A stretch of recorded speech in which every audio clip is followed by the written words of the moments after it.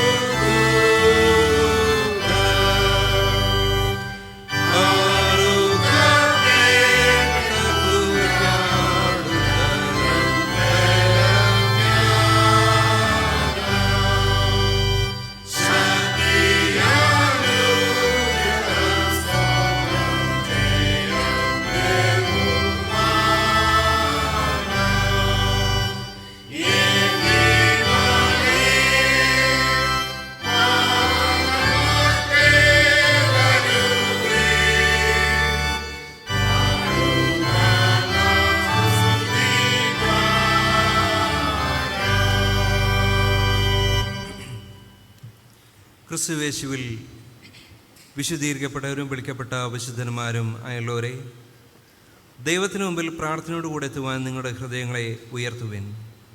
ഇവിടെ നിശ്ചയമായി ദൈവഭവനവും സ്വർഗവാതിലുമുണ്ട്. നമുക്ക് ആശ്വാസവും സന്തോഷവും സകല ബുദ്ധിയും കവിയുന്ന സമാധാനവും ഇവിടെ വെച്ച് നൽകുവാൻ ദൈവം പ്രസാദിച്ചിരിക്കുന്നു. ഇവിടെ വെച്ച് തിരുവചനവും ദിവ്യ ചൊൽക്കുറുകളും മുഖാന്തരം ദൈവം നമ്മോട് സംസാരിക്കുന്നതായി നാം കേൾക്കുന്നുവല്ലോ.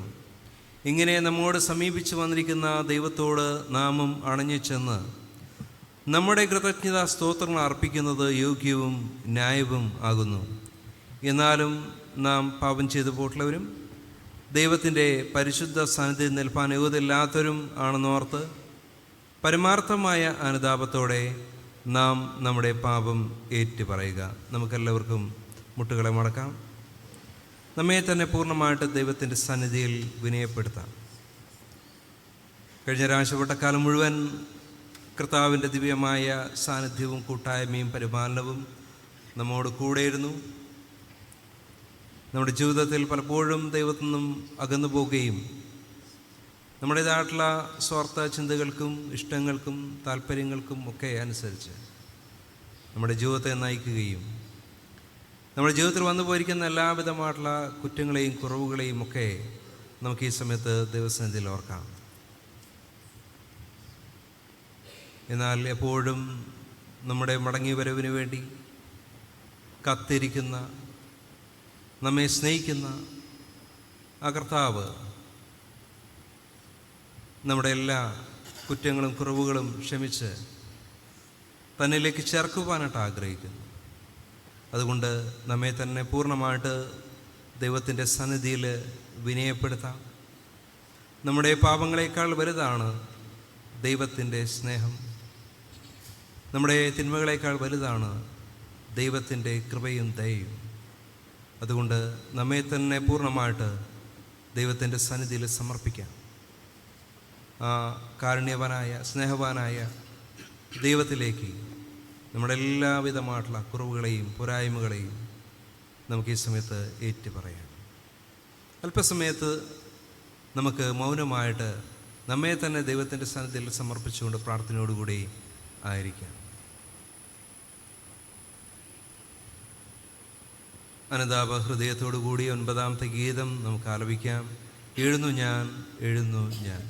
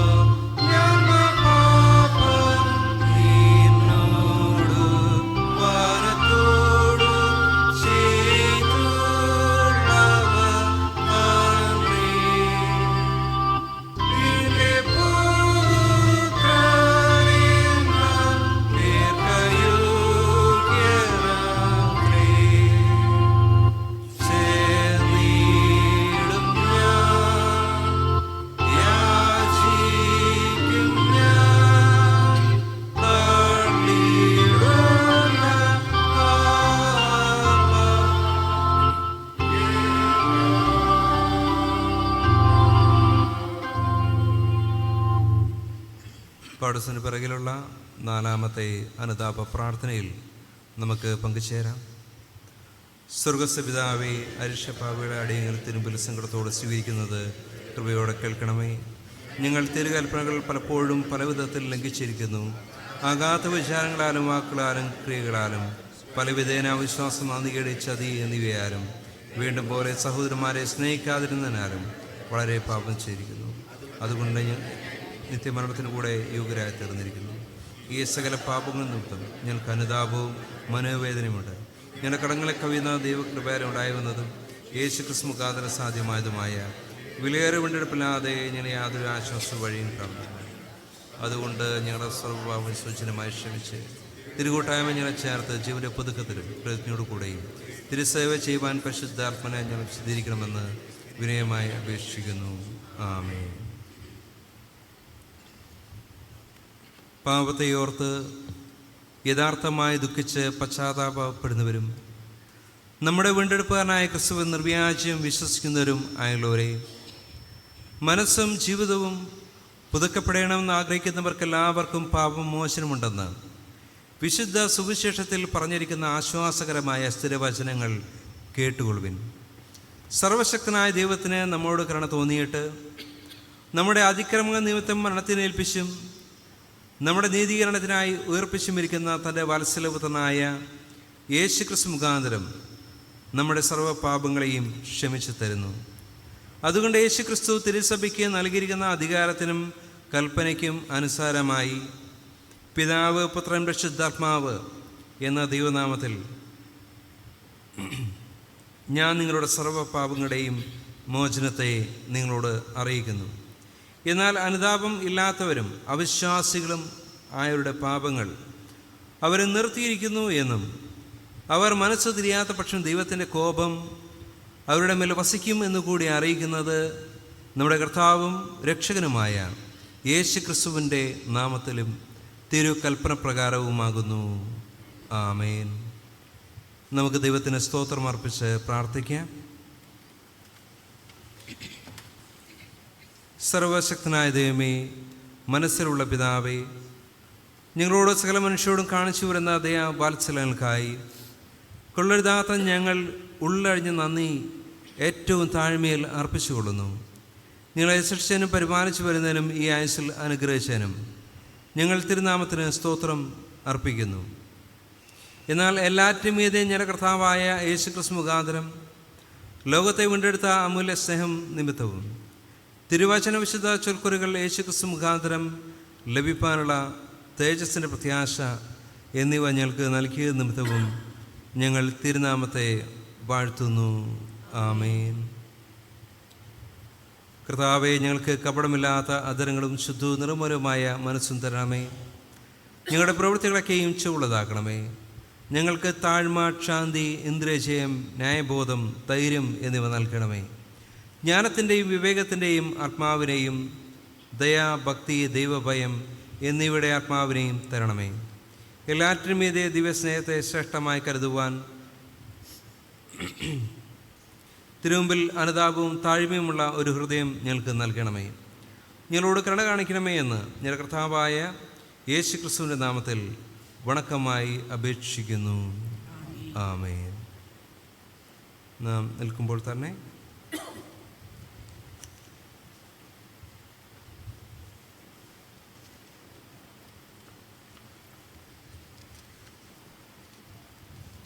ആരാധനാ സങ്കീർത്തനങ്ങളിൽ 118 സങ്കീർത്തനം വാക്യം പ്രതിവാക്യമായി നമുക്ക് ഏറ്റുപറയാം. 212 പുറം 118 സങ്കീർത്തനം.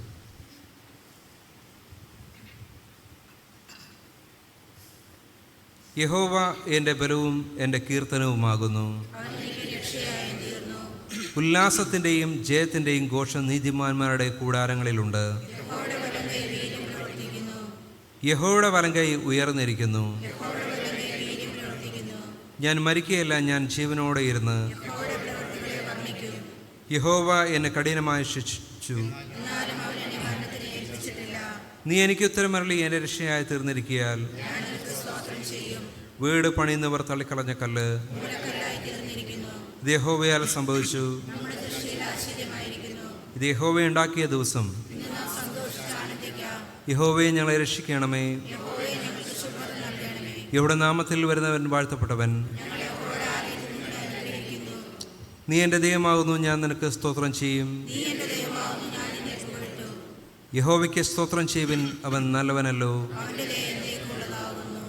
ആമേൻ. എല്ലാവർക്കും ഇരിക്കാം.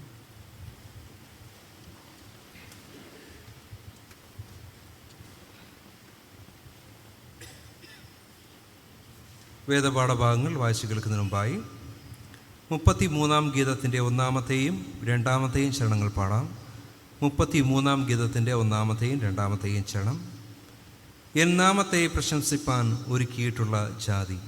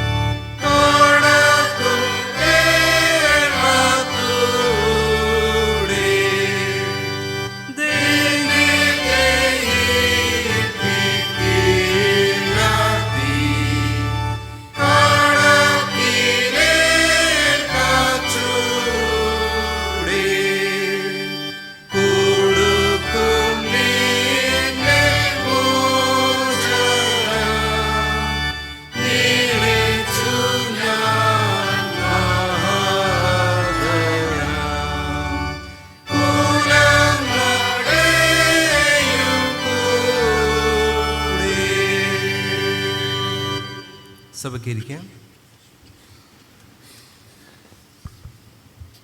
തൃത്വത്തിൽ പിന്നെ രണ്ടാം ഞായറായ എന്നത്തേക്ക് വായ്പനുള്ള വേദഭാഗങ്ങൾ. പഴയ നിയമത്തിൽ സങ്കീർത്തനം 32, പുതിയ നിയമം ലൂക്കോസ് സുവിശേഷം 15-ാം അധ്യായം 11 മുതൽ 32 വരെയും. പഴയ നിയമത്തിൽ സങ്കീർത്തനങ്ങൾ 32. ലംഘനം ക്ഷമിച്ചും പാപം മറച്ചും കിട്ടിയവൻ ഭാഗ്യവാൻ. യഹോവ അകൃത്യം കണക്കിടാതെയും ആത്മാവിൽ കപടമില്ലാതെയും ഇരിക്കുന്ന മനുഷ്യൻ ഭാഗ്യവാൻ. ഞാൻ മിണ്ടാതെ ഇരുന്നപ്പോൾ നിത്യമായ ഞെരുക്കത്താൽ എൻ്റെ അസ്ഥികൾ ക്ഷയിച്ചുപോയി. രാവും പകലും നിന്റെ കൈ എൻ്റെ മേൽ ഭാരമായിരുന്നു. എൻ്റെ മജ്ജ വേനൽക്കാലത്തിലെ ഉഷ്ണത്താൽ എന്ന പോലെ വറ്റിപ്പോയി. ഞാൻ എൻ്റെ പാപം നിന്നോടറിയിച്ചു, എൻ്റെ അകൃത്യം മറച്ചതുമില്ല. എൻ്റെ ലംഘനങ്ങളെ യഹോവയോട് ഏറ്റുപറയും എന്ന് ഞാൻ പറഞ്ഞു. അപ്പോൾ നീ എൻ്റെ പാപത്തിൻ്റെ കുറ്റം ക്ഷമിച്ചു തന്നു. ഇത് നിമിത്തം ഓരോ ഭക്തനും കണ്ടെത്താകുന്ന കാലത്തു നിന്നോട് പ്രാർത്ഥിക്കും. പെരുവെള്ളം കവിഞ്ഞു വരുമ്പോൾ അത് അവൻ്റെ അടുക്കലോളം എത്തുകയില്ല. നീ എനിക്ക് മറവിടമാകുന്നു. നീ എന്നെ കഷ്ടത്തിൽ നിന്നും സൂക്ഷിക്കും. രക്ഷയുടെ ഉല്ലാസഘോഷം കൊണ്ട് നീ എന്നെ ചുറ്റിക്കൊള്ളും. ഞാൻ നിന്നെ ഉപദേശിച്ച് നടക്കേണ്ടുന്ന വഴി നിനക്ക് കാണിച്ചു തരും. ഞാൻ നിൻ്റെ മേൽ ദൃഷ്ടി വെച്ച് നിനക്ക് ആലോചന പറഞ്ഞു തരും. നിങ്ങൾ ബുദ്ധിയില്ലാത്ത കോവർ കഴുതയും പോലെ ആകരുത്. യഹോവയുടെ ചമയങ്ങളായ കടിഞ്ഞാണും മുഖപ്പട്ടയും കൊണ്ട് അവയെ അടക്കി വരുന്നു, അല്ലെങ്കിൽ അവ നിനക്ക് സ്വാധീനമാകയില്ല. ദുഷ്ടന് വളരെ വേദനകളുണ്ട്. യഹോവയിൽ ആശ്രയിക്കുന്നവനെയോ ദയ ചുറ്റിക്കൊള്ളും. നീതിമാന്മാരെ യഹോവയിൽ സന്തോഷിച്ചാനന്ദിപ്പിൻ. ഹൃദയ പരമാർത്ഥികൾ എല്ലാവരുമായുള്ളവരെ ഘോഷിച്ചുല്ലസിപ്പിൻ. ഇവിടെ പഴയ വേദഭാഗം വായിച്ച് അവസാനിക്കുന്നു.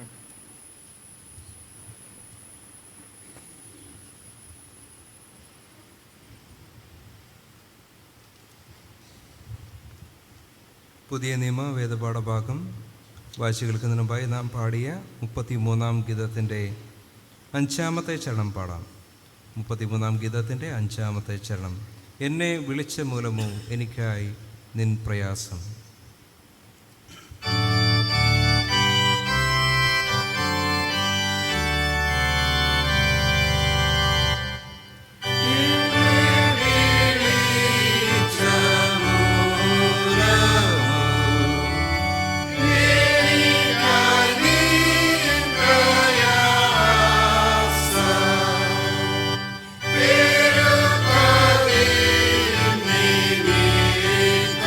Oh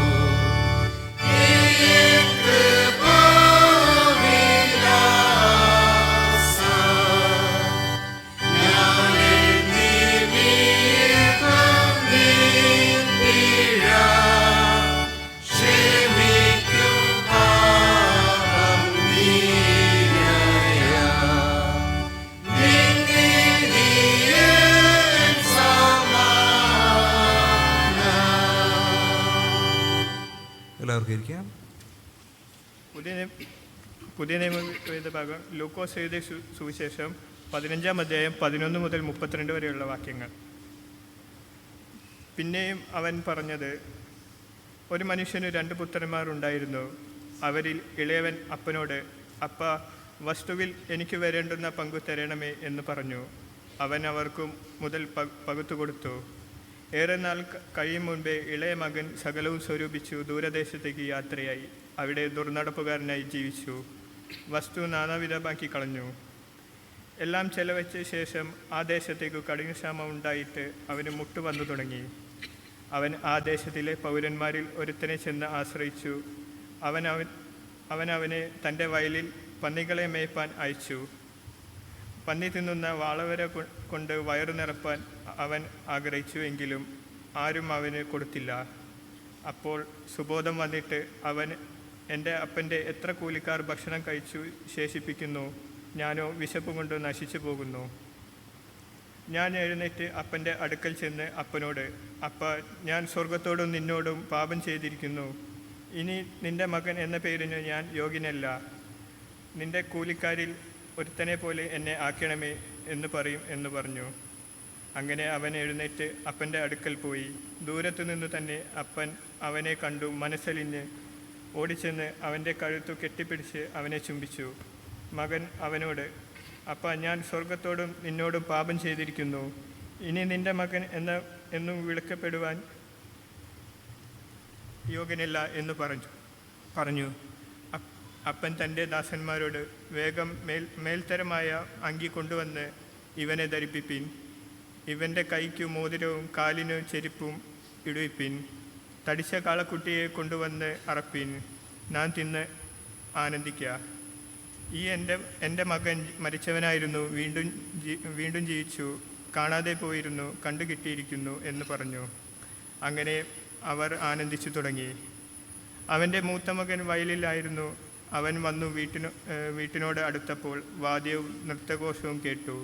ബാല്യക്കാരിൽ ഒരുത്തനെ വിളിച്ച് ഇതെന്ത് എന്ന് ചോദിച്ചു. അവനോട്, നിന്റെ സഹോദരൻ വന്നു, നിന്റെ അപ്പൻ അവനെ സൗഖ്യത്തോടെ കിട്ടിയത് കൊണ്ട് തടിച്ച കാളക്കുട്ടിയെ അറുത്തു എന്ന് പറഞ്ഞു. അപ്പോൾ അവൻ കോപിച്ച് അകത്തു കടപ്പാൻ മനസ്സില്ലാതെ നിന്നു. അപ്പൻ പുറത്തു വന്ന് അവനോട് അപേക്ഷിച്ചു. അവനോട്, ഇത്ര കാലമായി ഞാൻ നിന്നെ സേവിക്കുന്നു. നിന്റെ കൽപ്പന ഒരിക്കലും ലംഘിച്ചിട്ടില്ല.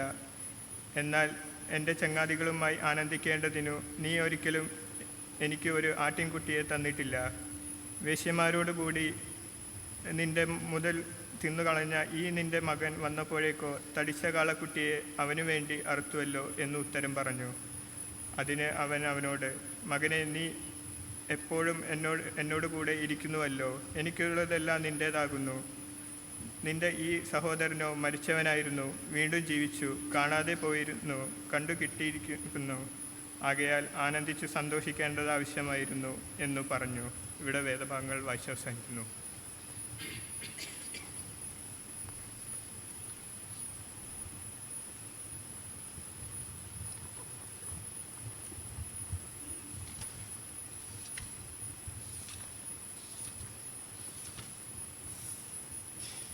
മനസ്സിലുള്ള പിതാവായ ദൈവം തിരുവചനത്തിൽ തൻ്റെ സമ്പൂർണ്ണ സ്നേഹം നമുക്ക് വെളിപ്പെടുത്തിയിരിക്കാനും ക്രിസ്തുയേശുവിൽ നമ്മെ തൻ്റെ സമൃദ്ധിയായ കൃപകൾക്ക് അംശങ്ങളാകുവാൻ ക്ഷണിച്ചിരിക്കാനും തന്നെയുള്ള വിശ്വാസം ഞാൻ പറയുന്നതിൻ്റെ പിന്നാലെയായി നിങ്ങളും സ്വീകരിച്ചെല്ലുവാൻ ഞാൻ നിങ്ങളെ പ്രബോധിപ്പിക്കുന്നു. നമുക്കെല്ലാവർക്കും എഴുന്നേറ്റ് നിന്ന് അപ്പോസ്തല വിശ്വാസ പ്രമാണം സ്വീകരിച്ച് ചൊല്ലാം.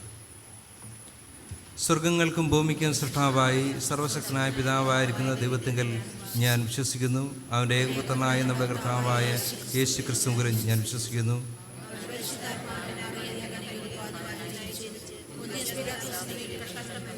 ക്രൂശിക്കപ്പെട്ടു, മരിച്ചു, അടക്കപ്പെട്ടു, പാതാളത്തിൽ ഇറങ്ങി, 3-ാം ദിവസം ഉയർത്തുന്നേറ്റു സർക്കാരണമായി സർവശക്തിയുള്ള പിതാവായ ദൈവത്തിൻ്റെ വലത്ത് പാതിരിക്കുന്നു. അവിടെ നിന്ന് ജീവിക്കുന്നവരെയും മരിച്ചവരെയും ന്യായവിധിപ്പാൻ വരികയും ചെയ്യും.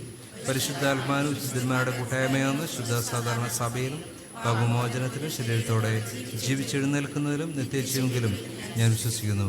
ആമേൻ. എല്ലാവർക്കും ഇരിക്കാം.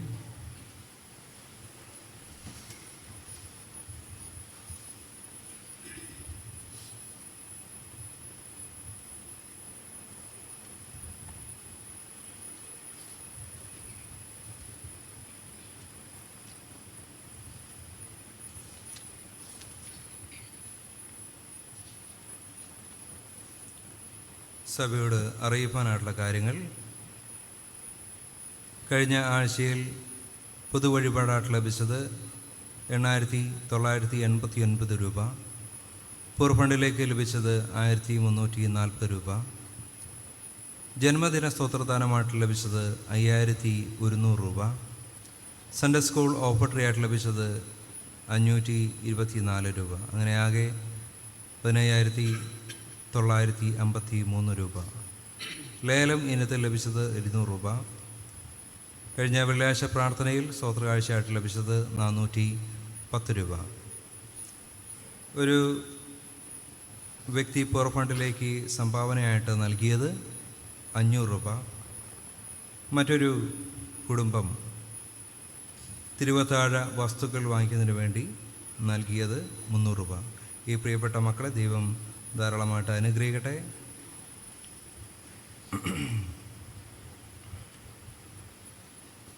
കേരള യുണൈറ്റഡ് തിയോളജിക്കൽ സെമിനാരി അതിൻ്റെ ഫിനാൻസ് ക്യാമ്പയിൻ്റെ ഭാഗമായിട്ട് ജൂലൈ മാസം 2ാമത്തെ ഞായറാഴ്ച നമ്മുടെ സഭ സന്ദർശിക്കുന്നതാണ് എന്ന കാര്യം നേരത്തെ അനൗൺസ് ചെയ്തിരുന്നു. കഴിഞ്ഞ കാലങ്ങളിൽ നമ്മുടെ സെമിനാരിയെ നമ്മൾ സഹായിച്ചതുപോലെ തന്നെ ഈ വർഷവും സെമിനാരിയുടെ എല്ലാ പ്രവർത്തനങ്ങൾക്കും വേണ്ടിയിട്ടുള്ള സഭയുടെ എല്ലാവിധമായിട്ടുള്ള പ്രാർത്ഥനയും സഹകരണങ്ങളും സെമിനാരിയിൽ നിന്ന് ആവശ്യപ്പെട്ടിട്ടുണ്ട്. പ്രത്യേകിച്ച് ആ ഞായറാഴ്ച പ്രാർത്ഥനയോടുകൂടി നിങ്ങൾ ഓർക്കുകയും നിങ്ങളാൽ കഴിയുന്ന സഹായങ്ങൾ സെമിനാരിക്ക് വേണ്ടി ചെയ്യണമേ എന്ന് ദൈവനാമത്തിൽ അറിയിക്കുകയും ചെയ്യുന്നു.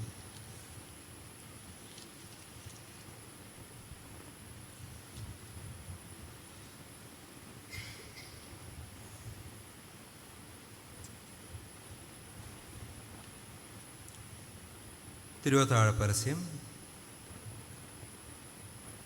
പ്രിയപ്പെട്ടവരെ, കർത്താവിന് ഇഷ്ടമെങ്കിൽ വരുന്ന ഞായറാഴ്ച ഈ സഭയിൽ തിരുവത്താഴ ഉണ്ടാകും. ഇതെൻ്റെ ഓർമ്മയ്ക്കായി ചെയ്യുവിൻ എന്ന് കർത്താവ് തൻ്റെ ശിഷ്യന്മാരോട് കൽപ്പിച്ചതിനാൽ ഈ വിശുദ്ധ ചൊൽക്കുറി കർത്താവ് താൻ തന്നെ സ്ഥാപിച്ചു എന്ന് ഓർത്തുകൊള്ളുവിൻ. വീണ്ടെടുക്കപ്പെട്ടവർക്ക് രക്ഷിതാവിനോടും സഹോദരന്മാരോടുമുള്ള കൂട്ടായ്മ ഉണ്ടാകുവാൻ, തിരുമേശയോട് അടുത്ത് വരുവാനും പാപമോചനത്തിൻ്റെ നിശ്ചയം ഈ ചൊൽക്കുറി മുഖാന്തരം ലഭിപ്പാനും കർത്താവ് താൻ തന്നെ നിങ്ങളെ ക്ഷണിക്കുന്നു. മനസാന്തരപ്പെടാതെയും തൻ്റെ വഴികളെ തിരുത്താതെയും പാപത്തിൽ വസിച്ചു കൊണ്ടിരിക്കുന്നവൻ ക്രിസ്തുവിനുള്ളവനല്ല. അവൻ കർത്തൃമേശയോട് അടുത്ത് വരരുത് എന്ന് ഓർത്തുകൊണ്ട് ഓരോരുത്തരും തന്നെ താൻ ശോധന ചെയ്യേണ്ടതാകുന്നു. ഞാനും ശരിയായ മാർഗത്തിലാകുന്നുവോ ഉള്ളത് എന്ന് ഓരോരുത്തരും തൻ്റെ വഴിയെ പരിശോധിക്കണം. നീ നിന്നെ തന്നെ താഴ്ത്തി ഈ പാപത്തെ ഏറ്റുപറക. നീ ദൈവത്തോട് മാത്രമല്ല കൂട്ടുകാരനോടും പിഴച്ചിരിക്കുന്നു എന്ന് കണ്ടാൽ അവനോട് ഇണങ്ങി അന്യായം ചെയ്ത് അതിന് മതിയായ പ്രതിശാന്തി ചെയ്യുവാൻ നിന്നാൽ ആവോളം സന്നദ്ധനായിരിക്കണം. ദൈവം നിൻ്റെ സകല കുറ്റങ്ങൾ ക്ഷമിക്കണം എന്ന് നീ ആഗ്രഹിക്കുന്നത് പോലെ തന്നെ നിന്നോട് പിഴച്ചിരിക്കുന്നവർക്കും നീ ക്ഷമിച്ചു കൊടുപ്പാൻ ഒരുക്കമുള്ളവനായിരിക്കണം.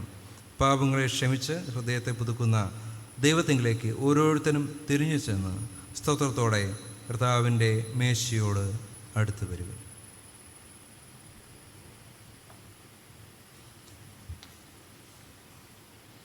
കഴിഞ്ഞ ആഴ്ചയിൽ ജന്മദിനം കൊണ്ടാടിയവരുടെ പേരുകൾ ഈ സമയത്ത് വായിക്കുന്നു.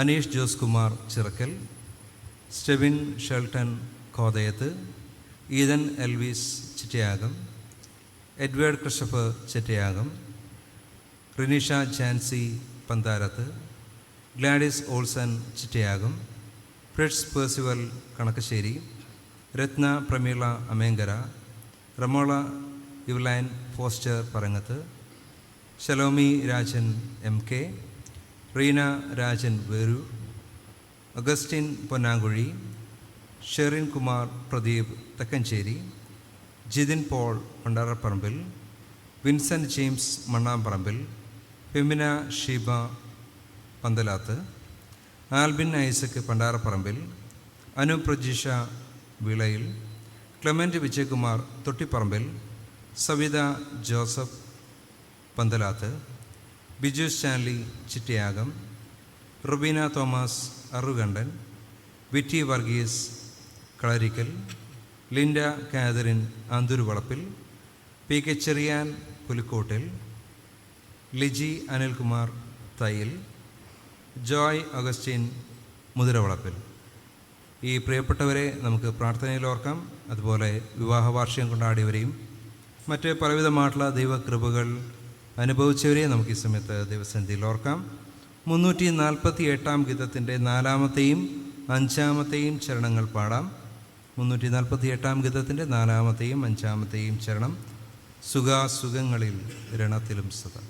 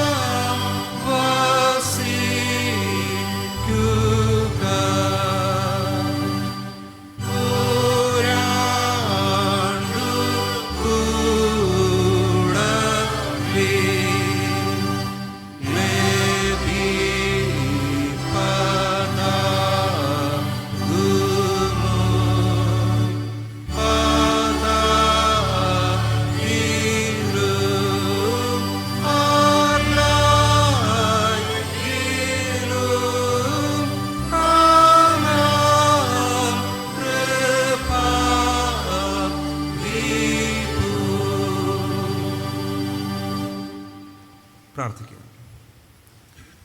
ഞങ്ങളുടെ ജീവൻ്റെ നാഥനും ജീവൻ്റെ പരിപാലകനുമായ സ്വർഗീയ പിതാവേ, കർത്താവ്, ഞങ്ങളുടെ സഭയിൽ കഴിഞ്ഞ ആഴ്ചയിൽ ജന്മദിനം കൊണ്ടാടിയ പ്രിയപ്പെട്ട മക്കളെല്ലാവരെയും ഈ സമയത്ത് ദിവസത്തിൽ ഓർക്കുന്നു. കഴിഞ്ഞൊരു വർഷം മുഴുവൻ കർത്താവിൻ്റെ അളവറ്റ കരുണയും കാവലും കൂട്ടായ്മയും പ്രിയപ്പെട്ട മക്കളോട് കൂടെയിരുന്നു. ആപത്ത് അനർത്ഥം അവർ വിടുവിച്ച് പരിപാലിച്ച് ദൈവകൃപയിൽ അടന്ന് വഴി നടത്തി ഒരു പുതിയ വർഷത്തിലേക്ക് കൊണ്ടുവന്നല്ലോ. കർത്താവിൻ്റെ ദിവ്യമായ സാന്നിധ്യം ഈ പുതിയ വർഷത്തിലും പ്രിയപ്പെട്ട മക്കളോട് കൂടെ ഇരിക്കുമാറാണമേ. കഴിഞ്ഞ കാലങ്ങളിൽ ഞങ്ങളെ വഴി നടത്തിയ ദൈവം എന്നോട് കൂടെയുണ്ട് ഈ പുതിയ വർഷത്തിലും എന്ന് പറഞ്ഞുകൊണ്ട്, അങ്ങയിൽ ആശ്രയിച്ചുകൊണ്ട് ഈ പുതിയ വർഷത്തിലും ആയിരിക്കാനായിട്ട് പ്രിയപ്പെട്ട മക്കളെ അവിടുന്ന് സഹായിക്കണമേ. കർത്താവേ, പുതിയ വർഷം പ്രിയപ്പെട്ട മക്കളുടെ ജീവിതത്തിലെ ഏറ്റവും നന്മയുടെ, അനുഗ്രഹത്തിൻ്റെ, ദൈവാനുഭവത്തിൻ്റെ ഒരു പുതിയ വർഷമാക്കണമേ എന്നപേക്ഷിക്കും. കർത്താവേ, വിവാഹവാർഷികം ഉണ്ടാടിയവരെ ഞാൻ ശ്രദ്ധ ഓർക്കുന്നു.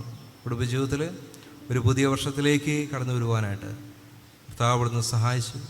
ഈ പുതിയ വർഷത്തിലും ദൈവത്തിൽ ആശ്രയിച്ചുകൊണ്ട് ഞാനും എൻ്റെ കുടുംബവും യഹോവയിൽ ആശ്രയിക്കും എന്ന് യോശുവ പറഞ്ഞ പോലെ അങ്ങയിൽ ആശ്രയിച്ചുകൊണ്ട് അങ്ങ് നൽകുന്ന സന്തോഷവും സമാധാനവും അനുഗ്രഹങ്ങളും സ്നേഹവും ഒക്കെ പരസ്പരം പങ്കിട്ടുകൊണ്ട് ജീവിക്കാനായിട്ട് പ്രിയപ്പെട്ട മക്കളെ അവിടുന്ന് സഹായിക്കണമേ.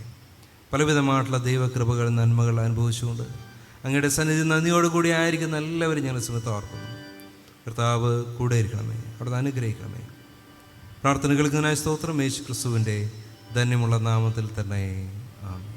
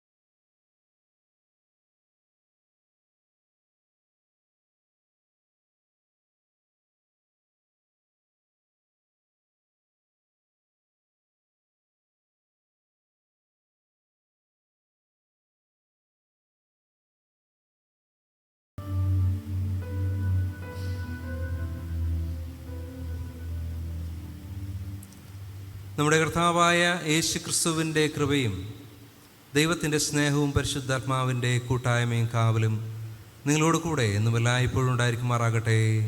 ആമേൻ.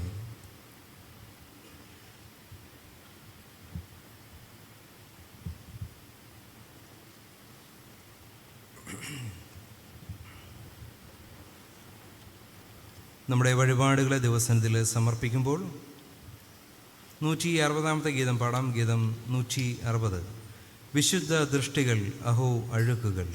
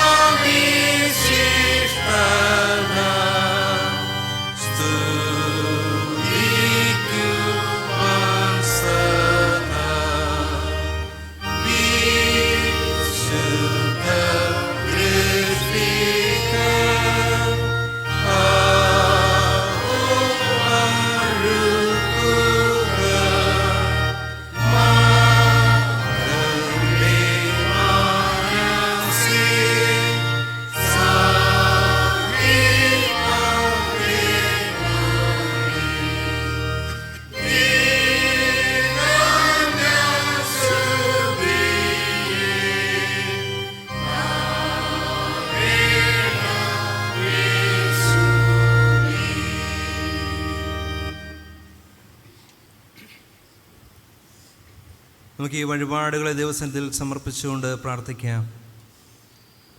ദൈവമെല്ലാ നല്ല ദാനങ്ങളുടെയും ഉറവിടമായ സ്വർഗീയ പിതാവേ, ഇപ്പോൾ അർപ്പിച്ചിരിക്കുന്ന ആ സഭയുടെ ഇളയ കാഴ്ചയെ വിശുദ്ധീകരിച്ച് സുഗ്രാഹ്യമായ യാഗമായി സ്വീകരിച്ച് തിരുനാമത്തിന് മഹത്വത്തിനായി ഉപയോഗിക്കണമേ.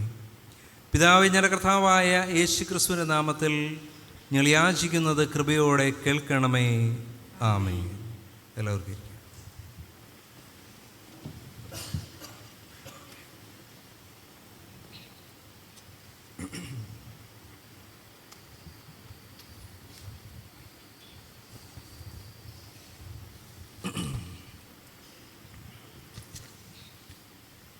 ഓരോരുവനും മറ്റുള്ളവർക്ക് വേണ്ടി പ്രാർത്ഥിക്കണമെന്ന് വിശുദ്ധ അപ്പോസ്തലന്മാർ മുഖാന്തരം നമ്മുടെ കർത്താവ് അരുളിച്ചെയ്തിരിക്കാൻ നമുക്ക് പക്ഷപാതം ചെയ്ത് പ്രാർത്ഥിക്കാം.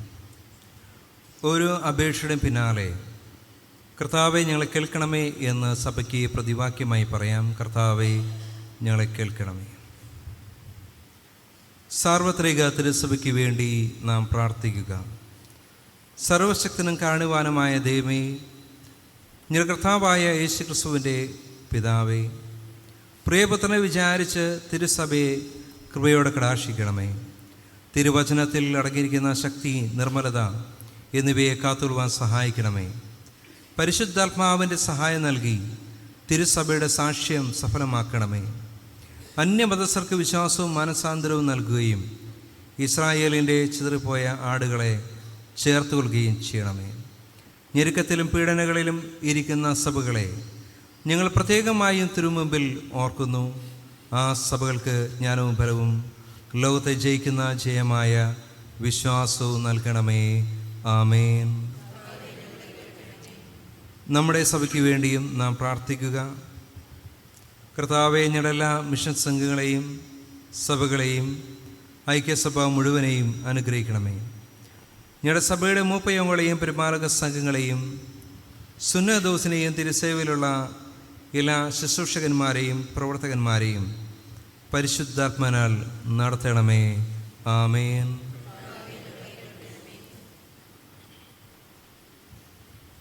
നമ്മുടെ കുടുംബങ്ങൾക്ക് വേണ്ടിയും നാം പ്രാർത്ഥിക്കുക. എല്ലാ ഭവനങ്ങളും കുടുംബങ്ങളും സമാധാനത്തിലും ഐക്യത്തിലും ഇരുപ്പാൻ സഹായിക്കണമേ. കുഞ്ഞുങ്ങളെയും വിദ്യാർത്ഥികളെയും പോറ്റി വളർത്തുവാൻ ഏർപ്പെട്ടിട്ടുള്ളവരുടെ പ്രയത്നങ്ങളെ അനുഗ്രഹിക്കണമേ. ഞങ്ങളുടെ മക്കളുടെ മനസ്സ് പരിശുദ്ധാത്മാവിൻ്റെ പ്രേരണയാൽ സത്യത്തിലേക്ക് നടത്തണമേ.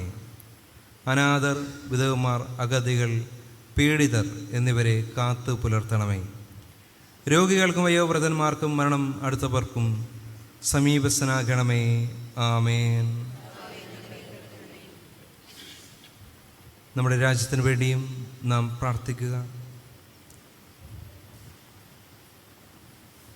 കൃപാനിധിയായ ദൈവമേ, കർത്താവേ, ഞങ്ങളുടെ മേലധികാരികളായ എല്ലാ ഭരണകർത്താക്കന്മാരെയും തൃക്കാവലിലും കൃപയിലും ബലമേൽപ്പിച്ചു കൊള്ളുന്നു. ഞങ്ങളുടെ പ്രസിഡന്റ്, പ്രധാനമന്ത്രി, മുഖ്യമന്ത്രി എന്നിവരെ പരിപാലിച്ച് നടത്തണമേ. അധികാരസ്ഥന്മാരായ എല്ലാവർക്കും പക്ഷപാതം കൂടാതെ നീതിയോടെ ഞങ്ങളെ ഭരിപ്പാൻ ജ്ഞാനവും വിവേകവും നൽകണമേ. ഞങ്ങളുടെ ഭാരതം കടത്തെയും അതിലുള്ള നിവാസികളിൽ എല്ലാവരെയും അനുഗ്രഹിക്കണമേ. എല്ലാവരിലും കരുണയും സത്യവും സമാധാനവും നിലനിന്നു പോരുവാൻ തുണയ്ക്കണമേ. ആമേൻ.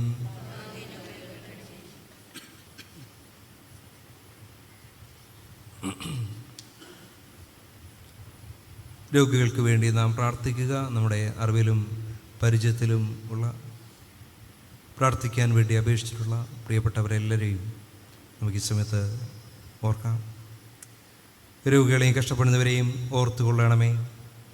അവർ തങ്ങൾക്കുള്ള ഭാരം ക്ഷമയോടെ വഹിപ്പാനും പൂർണ്ണമായ ദിവകൈകളിൽ ആശ്രയിപ്പാനും തിരുസാന്നിധ്യത്തിൽ ആശ്വാസം കണ്ടെത്തുവാനും കൃപ ചെയ്യണമേ. മരണത്തിന് നീക്കം വന്ന് വിലാപവും കരച്ചിലും ദുഃഖവും തീർന്ന് നീ ഞങ്ങളുടെ സകല കണ്ണുനീരും തുടച്ചു കളയുന്ന നാൾ വേഗം വരുത്തണമേ. ആമേൻ. ദൂരസ്ഥരായ മിത്രങ്ങൾക്ക് വേണ്ടി നാം പ്രാർത്ഥിക്കുക. ദൈവമായി ഞങ്ങളുമായി സ്നേഹബാന്ധവത്തിലായിരിക്കുന്ന എല്ലാവരെയും തിരുകരുണാകാവലിൽ പരമേൽപ്പിക്കുന്നു. ഞങ്ങളുടെ സഭയുടെ അംഗങ്ങളായി ഞങ്ങളിൽ നിന്നും അകന്ന് ദൂര രാജ്യങ്ങളിലിരിക്കുന്ന എല്ലാവരുടെ മധ്യേ സന്നിധാനം ചെയ്യണമേ. തിരുകൂട്ടായ്മെന്ന് അകന്നിരിപ്പാൻ അവരാരെയും സമ്മതിക്കാതെ ധന്യവും പരിശുദ്ധവുമായ തിരുസംസർഗത്തിൽ ഞങ്ങളോടൊന്നിച്ച് അവരെയും കാത്തു സൂക്ഷിച്ചുകൊള്ളണമേ. ആമേൻ. ലോകസമാധാനത്തിന് വേണ്ടി നാം പ്രാർത്ഥിക്കുക.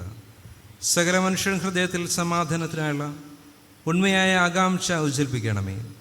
ഭൂമിയിലെ സകല വംശങ്ങളുടെയും നന്മയ്ക്ക് വേണ്ടി കൂടി ആലോചിക്കുന്ന എല്ലാവരെയും നിർമ്മലവും സമാധാനപരവുമായ ദിവ്യജ്ഞാനത്താൽ വഴി നടത്തണമേ. യുദ്ധമത്സരങ്ങളിൽ നിന്ന് ഞങ്ങളെ കാത്തുകൊള്ളണമേ. ദൈവസ്നേഹത്തിന് പരിജ്ഞാനം കൊണ്ട് സർവ്വഭൂമിയും നിറയുമാറാക്കണമേ. ആമേൻ. ഒടുവിലായി നമ്മുടെ മരണനാഴികയും നാം ഓർക്കുക. ഞങ്ങളുടെ അന്ത്യനാഴിക അടുക്കുമ്പോഴും ഞങ്ങൾ മരണവേദനയിൽ കൂടി കടക്കുമ്പോഴും ഞങ്ങൾ വിശ്വാസത്തോടെ നിദ്ര പ്രാപിപ്പാനും ഞങ്ങളുടെ ദേഹികൾ സമാധാനത്തോടെ പിരിഞ്ഞു പോകുവാനും കർത്താവെ സർവശക്തിയുള്ള കരുണയാൽ തുണ നിൽക്കണമേ. തിരുമുഖം കണ്ട് ആനന്ദിപ്പാനും സകല ദൂതന്മാരോടും തിരഞ്ഞെടുക്കപ്പെട്ട ദൈവങ്ങളോടും ഒന്നിച്ച് തിരുനാമത്തെ എന്നെന്നും വാഴ്ത്തി സൂക്ഷിച്ചുകൊണ്ടിരിപ്പാനും ആ മഹാദിനത്തിൽ ഞങ്ങളെ തേജോ രാജ്യത്തിൽ ചേർത്തുകൊള്ളണമേ. ആമേൻ. ആമേൻ.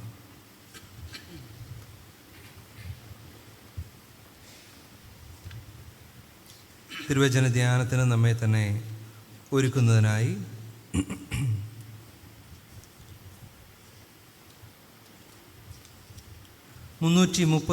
ഗീതത്തിൻ്റെ 1-ാമത്തെയും 2-ാമത്തെയും ചരണം നമുക്ക് പാടാം. ഗീതം 331. ദൈവമേ പരീക്ഷ ചെയ്യുക എൻ്റെ ഉൾ അവസ്ഥയെ.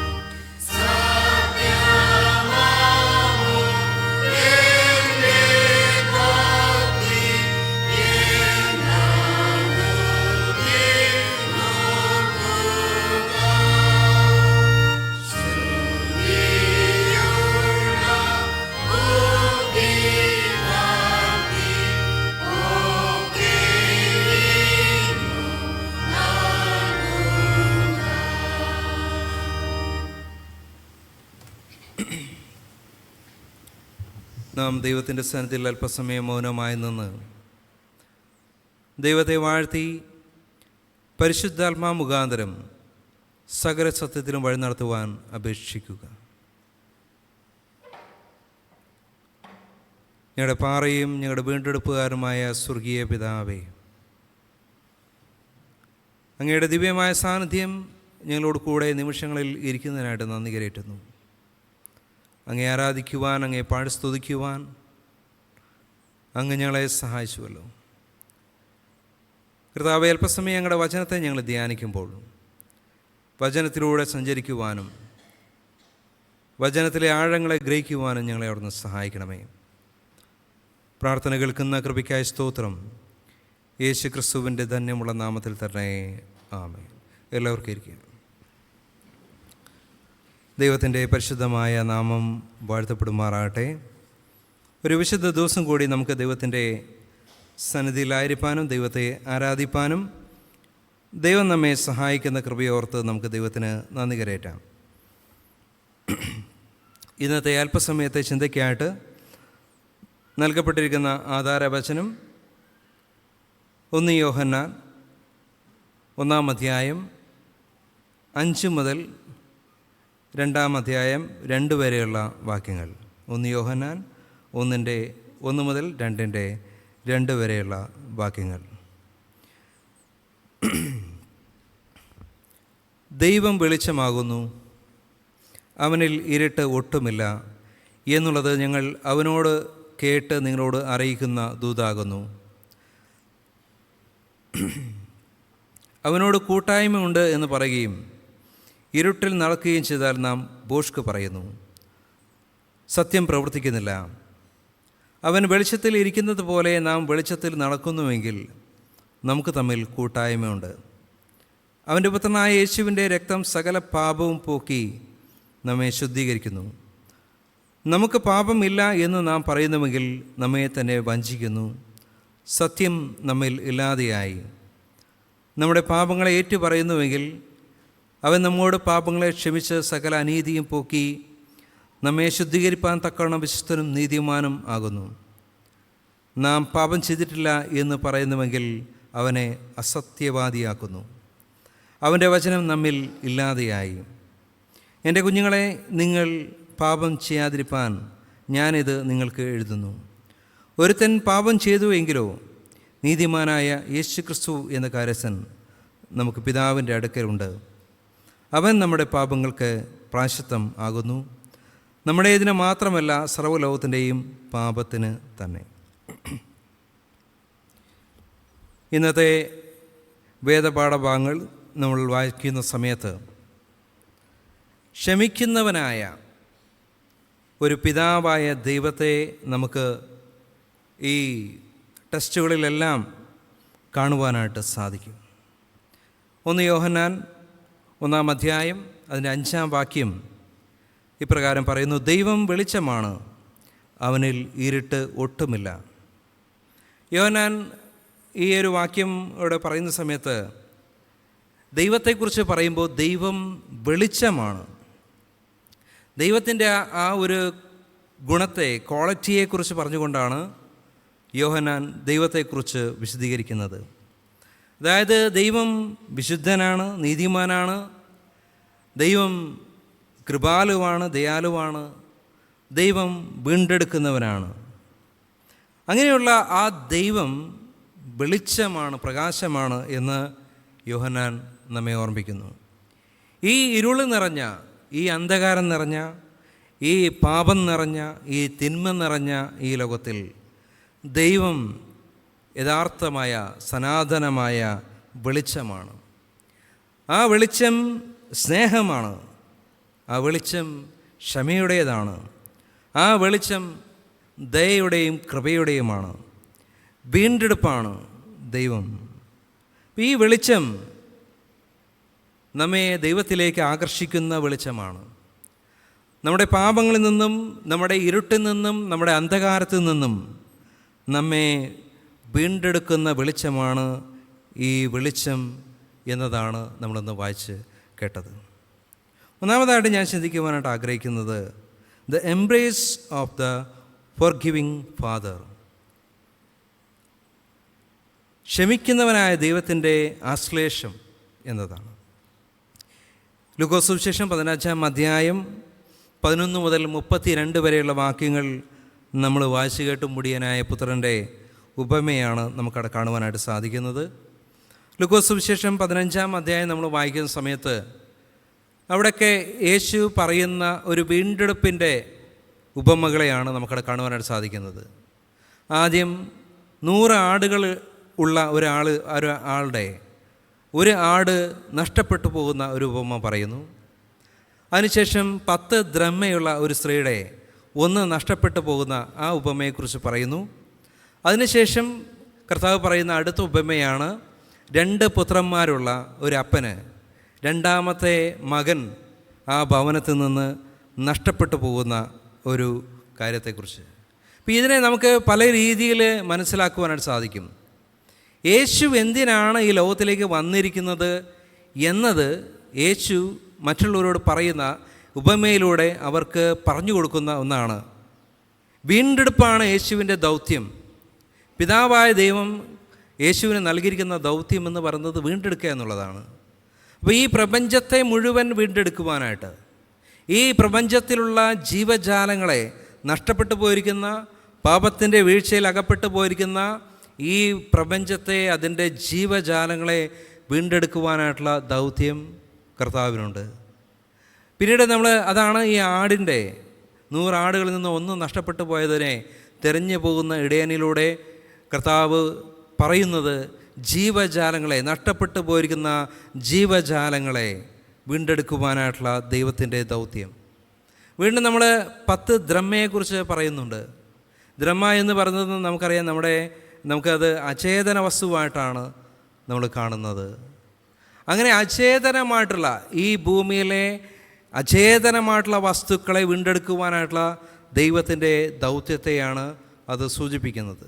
ദ്രഹ്മയെക്കുറിച്ച് വീണ്ടും ഒരുപാട് കാര്യങ്ങൾ നമ്മൾ മനസ്സിലാക്കാനുണ്ട്. ദ്രഹ്മ എന്ന് പറയുന്നത് ഒരു സ്ത്രീയുടെ കയ്യിലുള്ള 10 ദ്രഹ്മ എന്ന് പറയുന്നത് ഒരു സ്ത്രീയുടെ ക്വാളിറ്റിയെ സിംബലൈസ് ചെയ്യുന്നതാണ്. അതിലൊന്ന് നഷ്ടപ്പെട്ടാൽ അവളുടെ ഏതൊരു ക്വാളിറ്റി ഇല്ലാതെയായിപ്പോയി എന്നതാണ് അതിനർത്ഥം. അപ്പോൾ അത് വീണ്ടെടുക്കുക എന്ന് പറയുന്നത് അവളുടെ ഏറ്റവും വലിയ ഉത്തരവാദിത്തമാണ്, ആവശ്യമാണ്. അതുപോലെയാണ് ദൈവരാജ്യം എന്ന് പറയുന്നത് ഒന്ന് നഷ്ടപ്പെട്ടു പോകുന്നത്, ഈ മുത്ത് ഒന്ന് നഷ്ടപ്പെട്ടു പോകുന്നത് എന്ന് പറയുന്നത് അത് വീണ്ടെടുക്കുവാനായിട്ട് ആവശ്യമുള്ളതായിട്ടുള്ള ഒന്നാണ് എന്നാണ് സൂചിപ്പിക്കുന്നത്. അത് അചേതനമായ വസ്തുക്കളെ വീണ്ടെടുക്കുവാനുള്ള ദൈവിക ദൗത്യം. വീണ്ടും നമ്മൾ യേശു പറയുന്നത് ഒരപ്പന് 2 മക്കളുണ്ടായിരുന്നു എന്ന ഉപമയിലൂടെ അവിടെ പറയുന്നത് ദൈവത്തിൻ്റെ വീണ്ടെടുപ്പിലുള്ള ഹ്യൂമാനിറ്റി, മനുഷ്യകുലത്തെ ദൈവം വീണ്ടെടുക്കുവാനായിട്ട് ആഗ്രഹിക്കുന്ന ദൈവത്തിൻ്റെ ദൗത്യത്തെയാണ് സൂചിപ്പിക്കുന്നത്. ഇവിടെ നമ്മൾ ഈ ഒരു ഉപമ വായിക്കുന്ന സമയത്ത് നിരവധി കാര്യങ്ങൾ ഇതിൽ മനസ്സിലാക്കേണ്ടതായിട്ടുണ്ട്. ഒന്ന്, ഇവിടെ അപ്പൻ്റെ സ്വത്ത് ചോദിക്കുന്ന 2ാമത്തെ മകനെയാണ് നമ്മളിവിടെ കാണുന്നത്. അന്നത്തെ യഹൂദ പാരമ്പര്യത്തിൽ, അന്നത്തെ സമ്പ്രദായ പ്രകാരം അപ്പൻ ജീവിച്ചിരിക്കുന്ന സമയത്ത് സ്വത്തിൻ്റെ ഭാഗം ചോദിക്കുവാനായിട്ട് പാടില്ല എന്നുള്ളതാണ്. അപ്പൻ്റെ മരണശേഷം മാത്രമാണ് സ്വത്തിൻ്റെ ഭാഗം വീതം വയ്ക്കുന്നത്. അങ്ങനെ അപ്പൻ ജീവിച്ചിരിക്കുമ്പോൾ അപ്പൻ്റെ സ്വത്ത് ചോദിക്കുന്ന മകൻ. വീണ്ടും നമ്മൾ ആ സംസ്കാരത്തെക്കുറിച്ച് പഠിക്കുന്ന സമയത്ത് അപ്പന് 2 മക്കൾ ആണ് എങ്കിൽ മൂത്ത മകന് ലഭിക്കുന്നത് അപ്പൻ്റെ സ്വത്തിൻ്റെ 3/2 ഭാഗമാണ് കിട്ടുക. 2ാമത്തെ മകന് കിട്ടുക 3/1, 1 ഭാഗമാണ് കിട്ടുക. അങ്ങനെ ഈ മകൻ തൻ്റെ വീതം, അതായത് 3/1 എന്നത് ചോദിച്ച്, അപ്പൻ ജീവിച്ചിരിക്കുമ്പോൾ ചോദിച്ച് വാങ്ങുകയാണ്. എന്ന് പറഞ്ഞാൽ ആ സമൂഹത്തിൻ്റെ മധ്യത്തിൽ അപ്പനെയും അപ്പൻ്റെ ഭവനത്തെയും അപമാനിക്കുന്ന ഒരു പ്രവൃത്തിയാണ് ഈ മകൻ ചെയ്തിരിക്കുന്നത്. അപ്പൻ ജീവിച്ചിരിക്കുന്ന സമയത്ത് അപ്പൻ്റെ കയ്യിൽ നിന്നും ഓഹരി ചോദിച്ച് വാങ്ങിച്ച് അപ്പനെ നിന്ദിക്കുന്ന, അപ്പനെ അപമാനിക്കുന്ന മകനായിട്ട് മാറുന്നു. മാത്രമല്ല, അപ്പൻ്റെ ഓഹരി വാങ്ങിച്ച് അത് നാനാവിധമാക്കി കളയാണ് ചെയ്യുന്നത്. അതുകൊണ്ടാണ് ഈ നമ്മൾ പറയുന്നത് ധൂർത്തപുത്രൻ എന്നൊക്കെ വിളിക്കുന്നത്. എല്ലാം ധൂർത്തടിച്ച് നശിപ്പിക്കുന്ന ഒരു മകനായിട്ട് മാറുകയാണ്.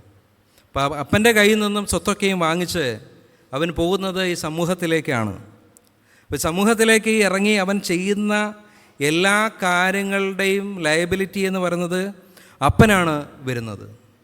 അപ്പൻ്റെ മേൽവിലാസത്തിലാണ് ഈ മകൻ അറിയപ്പെടുന്നത്. അതുകൊണ്ട് ഈ മകൻ എവിടെ ചെന്നിട്ട് എന്ത് കാണിച്ചാലും അത് അപ്പനാണ് അതിൻ്റെ മോശം വരുന്നത്, അപ്പൻ്റെ കുടുംബത്തിനാണ് അപമാനമുണ്ടാകുന്നത്. അങ്ങനെ ജീവിച്ചിരിക്കുമ്പോൾ അപ്പൻ്റെ കയ്യിൽ നിന്നും സ്വത്ത് വാങ്ങിച്ച്, അപ്പൻ്റെ കയ്യിൽ നിന്നും സമ്പാദ്യം വാങ്ങിച്ച് അതിനെ ധൂർത്തടിച്ച് അതിനെ നശിപ്പിച്ച് ഈ എല്ലാ തരത്തിലുള്ള മോശ പ്രവർത്തനങ്ങളും ചെയ്ത് അപ്പനെ ദുഃഖിപ്പിച്ച് അപ്പനെ അപമാനിച്ച ഒരു മകൻ, അത്തരത്തിൽ ഒരു തല്ലിപ്പൊളിയായിട്ടുള്ള ഒരു മകനെയാണ് നമുക്കവിടെ കാണുവാനായിട്ട് സാധിക്കുന്നത്.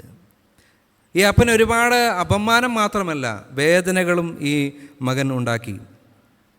ഏതെങ്കിലും കവലയിൽ എന്തെങ്കിലും പ്രശ്നങ്ങൾ ഉണ്ടായിക്കഴിഞ്ഞാൽ, എന്തെങ്കിലും അടിപിടി തല്ലുപിടി പ്രശ്നങ്ങൾ ഉണ്ടായിക്കഴിഞ്ഞാൽ ഈ അപ്പൻ ഈ ഭവനത്തിൽ അത് അറിഞ്ഞു കഴിഞ്ഞാൽ അല്ലെങ്കിൽ അപ്പന് ഭയങ്കര വേവലാതിയാണ്. കാരണം എൻ്റെ മകൻ ഈ ഭവനം വിട്ട് ഇറങ്ങിപ്പോയിട്ടുണ്ട്, അവൻ എന്തൊക്കെയോ ചെയ്യുന്നുണ്ട്, ഈ അടിപിടിയിലും ഈ പ്രശ്നങ്ങളിലും ഈ മകനാണോ ഉള്ളത് എന്ന് ഓർത്തുകൊണ്ട് വേദനിക്കുന്ന അപ്പൻ. ഇങ്ങനെ നിരവധി പ്രശ്നങ്ങളെ നമുക്കവിടെ കാണുവാനായിട്ട് സാധിക്കും. എന്നാൽ ഇത്രയും തല്ലിപ്പൊളിയായിട്ടുള്ള ഒരു മകനാണെങ്കിൽ പോലും ആ മകനെ സ്നേഹിക്കുന്ന ഒരു അപ്പനെയാണ് നമ്മൾ കാണുന്നത്. ഒരു പ്രത്യേക അന്നത്തെ സമൂഹത്തിൽ നിന്നും വ്യത്യസ്തനായിരിക്കുന്ന ഒരു അപ്പൻ. കാരണം അന്നത്തെ സമൂഹത്തിൽ, അന്നത്തെ സമ്പ്രദായ പ്രകാരം അപ്പൻ ജീവിച്ചിരിക്കുമ്പോൾ സ്വത്തിൻ്റെ ഭാഗം ചോദിക്കുക, അത് മേടിച്ചിട്ട് നാനാവിധമാക്കുക എന്നൊക്കെ പറയുന്നത് വലിയ തെറ്റാണ്. അതിന് വലിയ വലിയ ശിക്ഷകളുണ്ട്. അവന് സാമൂഹ്യമായിട്ടുള്ള ഭ്രഷ്ട് കൽപ്പിക്കാനും അല്ലെങ്കിൽ അത്തരത്തിലുള്ള ഏതെങ്കിലും തരത്തിലുള്ള കുറ്റം ചുമത്തിയിട്ട് അവന് ശിക്ഷ കൊടുക്കുവാനും ഒക്കെയുള്ള ഒരുപാട് കാരണങ്ങളാണ് ഈ മകൻ ഉണ്ടാക്കി വച്ചിരിക്കുന്നത്. എന്നാൽ അന്നത്തെ സാമൂഹ്യമായിട്ടുള്ള അന്നത്തെ ശിക്ഷണ രീതികളിലേക്കും സമ്പ്രദായങ്ങളിലേക്കും ഒന്നും ഈ അപ്പൻ പോകുന്നില്ല. യാതൊരു തരത്തിലുള്ള പ്രതികാര നടപടികളിലേക്കും ഈ അപ്പൻ പോകുന്നില്ല. മറിച്ച് ഈ അപ്പൻ ഒരു വ്യത്യസ്തനായിട്ടുള്ള പിതാവായിട്ട് മാറുന്നു. ഇത്രയും തന്നെ വേദനിപ്പിച്ച, ഇത്രയും തൻ്റെ ജീവിതത്തിൽ അപമാനമുണ്ടാക്കിയ ആ മകന് വേണ്ടി കാത്തിരിക്കുന്ന ഒരു അപ്പനെയാണ് നമ്മളവിടെ കാണുന്നത്. ഇപ്പോൾ യേശു ഈ ഒരു ഉപമ പറയുന്നതിലൂടെ നമ്മളോട് പറയുന്നൊരു കാര്യം ദൈവത്തിൻ്റെ ആഴമായിട്ടുള്ള സ്നേഹത്തെയാണ്. ദൈവം എത്ര ആഴത്തിലാണ് നമ്മെ സ്നേഹിക്കുന്നത്. ഒരിക്കലും ദൈവത്തിൻ്റെ സന്നിധിയിലേക്ക് വരുവാനും ദൈവത്തിൻ്റെ സ്നേഹം അനുഭവിക്കുവാനും ദൈവത്തിൻ്റെ മക്കളെന്ന പദവി അലങ്കരിക്കുവാനും യാതൊരു തരത്തിലുമുള്ള യോഗ്യതയില്ലാത്തവരായി ആണ് നാം ഓരോരുത്തരും. എന്നാൽ ആ യോഗ്യതയില്ലാത്ത അവസ്ഥയിൽ പോലും നമ്മെ സ്നേഹിക്കുന്ന, നമ്മുടെ മടങ്ങിവരവിന് വേണ്ടി ആഗ്രഹിക്കുന്ന, നമ്മോട് ഒരു തരത്തിലുമുള്ള വൈരാഗ്യബുദ്ധിയോടുകൂടി പ്രതികാരത്തോടുകൂടി പ്രവർത്തിക്കാത്ത, നമുക്ക് വേണ്ടി കാത്തിരിക്കുന്ന ആ സ്നേഹവാനായിട്ടുള്ള പിതാവാണ് നമ്മുടെ ദൈവം എന്നാണ് യേശു ഇവിടെ പഠിപ്പിക്കുന്നത്. അപ്പം അതുകൊണ്ടാണ് യോഹന്നാൻ പറയുന്നത്, ദൈവം വെളിച്ചമാകുന്നു, അവനിൽ ഇരുട്ട് ഒട്ടുമില്ല. ദൈവം യഥാർത്ഥമായ സ്നേഹമാണ്. ദൈവത്തിൻ്റെ കൃപ എന്ന് പറയുന്നത് ദീർഘമായ ക്ഷമയുള്ളവനും കൃപയുള്ളവനുമാണ്. അതാണ് ദൈവം എന്ന് യോഹന്നാൻ നമ്മെ പഠിപ്പിക്കുന്നു. അപ്പോൾ നമ്മുടെ ആ മടങ്ങി വരവിന് വേണ്ടി എത്ര തിന്മ ചെയ്താലും നമ്മളെ തൻ്റെ സന്നിധിയിലേക്ക്, തന്നിലേക്ക് ചേർക്കുവാനായിട്ട് ആഗ്രഹിക്കുന്ന ഒരു ദൈവമാണ് നമ്മുടെ ദൈവം. അതുകൊണ്ട് ദൈവത്തെക്കുറിച്ച് നമ്മൾ ആലോചിക്കുന്ന സമയത്ത് പലപ്പോഴും ആവർത്തിച്ച് ഞാൻ പറഞ്ഞിട്ടുള്ളതാണ്, തിരുവത്താഴത്തിന് വരുവാനായിട്ട് പലരും വിസമ്മതിക്കുന്നതിൻ്റെ കാര്യം, അയ്യോ അതിനൊന്നും ഞാൻ യോഗ്യനല്ല, അതിനൊന്നും ഞാൻ എപ്പോഴും ആയിട്ടില്ല, ഒരുപാട് കാര്യങ്ങൾ ചെയ്യാനായിട്ടുണ്ട്, ഒരുപാട് ഞാൻ പെർഫെക്റ്റ് ആവാനായിട്ടുണ്ട് എന്ന് പറയുന്ന ഒരുപാട് ആളുകളെ കാണുവാനായിട്ട് കഴിഞ്ഞിട്ടുണ്ട്. ദൈവം നമ്മുടെ അത്തരത്തിലുള്ള പെർഫെക്ഷൻ അല്ല ആഗ്രഹിക്കുന്നത്. ദൈവത്തിൻ്റെ കൃപ എന്ന് പറയുന്നത്, ദൈവത്തിൻ്റെ ദയ എന്ന് പറയുന്നത്, ദൈവത്തിൻ്റെ ക്ഷമ എന്ന് പറയുന്നത് നമ്മുടെ കൊടിയ പാപത്തേക്കാൾ വലുതാണ് എന്നതാണ് നമ്മൾ മനസ്സിലാക്കേണ്ടത്. നമ്മളെത്ര പാപികളാണെങ്കിൽ പോലും ദൈവത്തിൻ്റെ ക്ഷമ അതിനൊക്കെയും പൊറുക്കുവാനായിട്ട്, അതിനൊക്കെയും ക്ഷമിക്കുവാനായിട്ട്, അതിനൊക്കെയും നീക്കുവാനായിട്ട് ദൈവത്തിൻ്റെ ക്ഷമയ്ക്ക് സാധിക്കും. അത്രയും വലിയവനാണ് ദൈവം എന്നതാണ്. അതുകൊണ്ട് ഈ ദൈവത്തിൽ ആശ്രയിക്കുവാനായിട്ട്, ദൈവത്തിൻ്റെ അടുത്തേക്ക് എപ്പോഴും നാം വരണം, ദൈവത്തിൻ്റെ സന്നിധിയിലേക്ക് നമ്മൾ തിരിച്ചു വരണം എന്നാണ്. ആ വെളിച്ചത്തിലേക്ക് വരണം. അന്ധകാരത്തു നിന്നും ആ ദിവ്യപ്രകാശമായിട്ടുള്ള സത്യവെളിച്ചമായിട്ടുള്ള ദൈവത്തിലേക്ക് നമ്മൾ മടങ്ങി വരണം എന്നാണ് ദൈവം എപ്പോഴും ആഗ്രഹിക്കുന്നത്. ആ ആശ്ലേഷണമാണ് നമ്മൾ ഈ ഒരു ഉപമയിൽ കാണുന്നത്. ദൈവത്തിൻ്റെ ആ സ്നേഹത്തോട് കൂടിയിട്ടുള്ള, ദീർഘക്ഷമയോട് കൂടിയിട്ടുള്ള, ആ ക്ഷമയോട് കൂടിയിട്ടുള്ള ആശ്ലേഷണത്തെയാണ് നമ്മളവിടെ കാണുന്നത്. രണ്ടാമതായിട്ട് the father and the son, a mission of redemption. പിതാവും പുത്രനും, അത് ഒരു വീണ്ടെടുപ്പിൻ്റെ ദൗത്യം എന്നതാണ്. നമ്മുടെ ഈ പിതാവിനെയും പുത്രനെയും, നമ്മൾ യേശുവിനെയും ദൈവത്തെയും കുറിച്ചുള്ള ബന്ധത്തിൽ നമുക്ക് മനസ്സിലാക്കുവാനായിട്ട് സാധിക്കും. യേശു എപ്പോഴും പറയുന്നത്, ഞാൻ പിതാവിൽ നിന്നും വന്നവനാണ് എന്ന് യേശു എപ്പോഴും പറയുന്നുണ്ട്. പിതാവിൻ്റെ ഇഷ്ടം ചെയ്യുവാനാണ് ഞാൻ വന്നിരിക്കുന്നത്. ഇവിടെ യോഹന്നാൻ്റെ ലേഖനത്തിൽ നമ്മൾ വായിക്കുന്നത്, ആരെങ്കിലും പാപം ചെയ്തുവെങ്കിലോ നീതിമാനായ യേശുക്രിസ്തു എന്ന കാര്യസ്ഥൻ നമുക്ക് പിതാവിൻ്റെ അടുക്കലുണ്ട്, അവൻ നമ്മുടെ പാപങ്ങൾക്ക് പ്രായശ്ചിത്തമാകുന്നു. അപ്പോൾ ആരെങ്കിലും പാപം ചെയ്തിട്ടുണ്ടെങ്കിൽ അതിനുള്ള ഒരു പ്രായശ്ചിത്തം ദൈവം നമുക്ക് വേണ്ടി നൽകിയിരിക്കുന്നു. അത് പുത്രനായ യേശുവിലൂടെ ആണ് നൽകിയിരിക്കുന്നത്. ആ പുത്രനായ യേശു ദൈവത്തിൻ്റെ സന്നിധിയിൽ, പുത്രൻ ദൈവത്തിൻ്റെ സന്നിധിയിലുണ്ട്, അവൻ നമുക്ക് പ്രായശ്ചിത്തമാകുന്നു. ഇവിടെ വീണ്ടെടുക്കുവാനുള്ള ദൗത്യത്തിൽ പിതാവും പുത്രനും ഒരുമിച്ചിട്ടുള്ള ദൗത്യത്തിലുള്ള ബന്ധത്തെയാണ് നമുക്കിവിടെ കാണുവാനായിട്ട് സാധിക്കും. അപ്പോൾ പിതാവിൻ്റെ ഇഷ്ടം ചെയ്യുന്നവനായ പുത്രൻ, യോഹന്നാൻ സുവിശേഷം 4-ാം അധ്യായം അതിൻ്റെ 34-ാം വാക്യത്തിൽ കർത്താവ് പറയുന്നത്, എന്നെ അയച്ചവൻ്റെ ഇഷ്ടം ചെയ്യുന്നതും അവൻ്റെ പ്രവൃത്തി പൂർത്തീകരിക്കുന്നതുമാണ് എൻ്റെ ആഹാരം. എൻ്റെ വിശപ്പ് എന്ന് പറയുന്നത്, എൻ്റെ അതിയായ വാഞ്ച എന്ന് പറയുന്നത് എന്തിനാണ്? എന്നെ അയച്ചവൻ്റെ ഇഷ്ടം ചെയ്യുന്നതിനാണ്. അപ്പോൾ യേശുവിൻ്റെ എല്ലാ പ്രവൃത്തിയും നമ്മൾ കാണുന്ന സമയത്ത്, പൗലോസ് അപ്പോസ്തലൻ യേശുവിനെക്കുറിച്ച് പറയുന്ന സമയത്ത് അവൻ പൂർണ്ണ അനുസരണയുള്ളവനായിട്ട് ദൈവത്തിന് കീഴ്പ്പെട്ട് തന്നെ താൻ താഴ്ത്തി എന്ന് ഫിലിപ്പിയർക്ക് ലേഖനത്തിൽ നമുക്ക് വായിക്കുവാനായിട്ട് സാധിക്കും. അപ്പോൾ അത്തരത്തിൽ ദൈവത്തിൻ്റെ ഇഷ്ടം എപ്പോഴും ആഗ്രഹിക്കുന്ന ഒരു പുത്രൻ, ആ പുത്രനെയാണ് നമ്മൾ യേശു ക്രിസ്തുവിൽ കാണുന്നത്. അപ്പോൾ എന്താണ് യേശു എപ്പോഴും എന്ത് കാര്യം ചെയ്യുകയാണെങ്കിലും പിതാവിനോട് അപേക്ഷിക്കുന്ന, പിതാവിനോട് യാചിക്കുന്ന, യേശുവിനെ ഒരിക്കൽ കാണാതായ സമയത്ത് ചെറുപ്പകാലത്ത് ദേവാലയത്തിൽ യേശുവിൻ്റെ മാതാപിതാക്കൾ പോയി അവർ തിരിച്ചു വരുന്ന സമയത്ത് 2-3 ദിവസത്തെ യാത്രയ്ക്ക് ശേഷം യേശുവിനെ തിരക്കുകയാണ്. എന്നാൽ ആ യാത്രയിൽ അവരുടെ കൂടെ നടന്ന ചർച്ചക്കാരുടെ അടുത്തും ബന്ധുക്കളുടെ അടുത്തും ഒന്നും യേശുവിനെ കാണുന്നില്ല. അങ്ങനെ വീണ്ടും അവർ മടങ്ങി യെരൂശലേം ദേവാലയത്തിലേക്ക് പോരുന്ന സമയത്ത് അവിടെ ഇരിക്കുന്ന യേശുവിനെയാണ് കാണുന്നത്. അപ്പോൾ യേശുവിനോട് ചോദിക്കുകയാണ്, നീ എന്താണ് ഇങ്ങനെ ചെയ്തത് എന്ന് മാതാപിതാക്കൾ ചോദിക്കുമ്പോൾ യേശു അവരോട് പറയുന്നത്, എൻ്റെ പിതാവ് ഇരിക്കുന്നിടത്ത് ഞാൻ ഇരിക്കേണ്ടതല്ലയോ എന്നാണ്. പിതാവിൻ്റെ ഭവനത്തിൽ ഇരിക്കാൻ ആഗ്രഹിക്കുന്ന പുത്രൻ. അങ്ങനെ യേശുവിനെ നമുക്ക് ഒരുപാട് പിതാവും പുത്രനും തമ്മിലുള്ള ബന്ധത്തിൽ, ആ ആഴത്തിൻ്റെ അനുഭവത്തിൽ നമുക്ക് കാണുവാനായിട്ട് സാധിക്കും. ഇപ്പോൾ യേശുവിൻ്റെ ദൗത്യം എന്ന് പറയുന്നത് എന്താണ്? ഈ ദൈവത്തോട് ചേർന്ന് ഈ വീണ്ടെടുപ്പിൻ്റെ ദൗത്യമാണ്. പിതാവിൻ്റെ ഇഷ്ടം അറിയുന്ന, പിതാവിൻ്റെ ഇഷ്ടം പൂർത്തീകരിക്കുവാനായിട്ട് ആഗ്രഹിക്കുന്ന, പിതാവിൻ്റെ ഹൃദയത്തെ അറിയുന്ന പുത്രനായിട്ട് മാറിയ യേശു. ഇതാണ് യേശു നമ്മുടെ ജീവിതത്തിലൊരു മോഡലായിട്ട് മാറുന്നത്.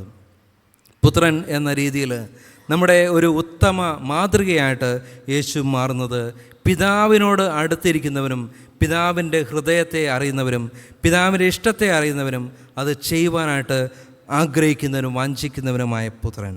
അത് ദൈവത്തിൻ്റെ ദൗത്യവുമായിട്ടുള്ള ബന്ധത്തിൽ നമുക്ക് ഒരു വലിയ പ്രചോദനമാണ് നമ്മുടെ ജീവിതത്തിൽ നൽകുന്നത്. നമ്മുടെ ജീവിതത്തിൽ ഈ ഹൃദയത്തെ, ഈ പിതാവിൻ്റെ ആത്മാവിനെ തിരിച്ചറിയുവാനായിട്ട്, മനസ്സിലാക്കുവാനായിട്ട്, ആ ആത്മാവിൻ്റെ ഇഷ്ടത്തിനനുസരിച്ച് നമ്മുടെ ജീവിതത്തെ നയിക്കുവാനായിട്ട് നമുക്ക് സാധിക്കുന്നുണ്ടോ എന്ന് നമ്മൾ ചിന്തിക്കേണ്ടിയിരിക്കുന്നു.